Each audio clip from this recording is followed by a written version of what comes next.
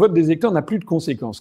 On nous a mis dans un truc qui s'appelle l'Union européenne, on nous a retiré des pouvoirs les uns après les autres pour les donner à une structure qui s'appelle la Commission européenne, où il n'y a pas une seule personne élue de la cave au grenier, ce ne sont que des gens qui sont nommés et qui n'obéissent absolument pas au peuple. Donc tous ces pouvoirs ont été transférés à des structures qui sont étymologiquement des structures dictatoriales, parce que dictatorial, c'est ce qui dicte, étymologiquement, ce qui dicte ce qui doit être fait.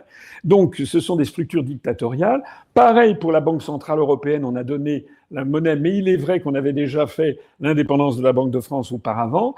Pareil pour l'OTAN, où nous avons remis tout notre pouvoir à une structure supranationale. Et donc, en fait, les Français, comme les peuples en Europe, mais c'était bien parti aussi pour aux États-Unis, eh bien, ont donné du pouvoir ils n'ont plus quand ils votent, ça n'a plus de sens. Voilà. Voter à droite, voter à gauche, ça n'a plus de sens. Tout est dirigé par des structures indépendantes. Ça a été la multiplication, on l'a vu en France.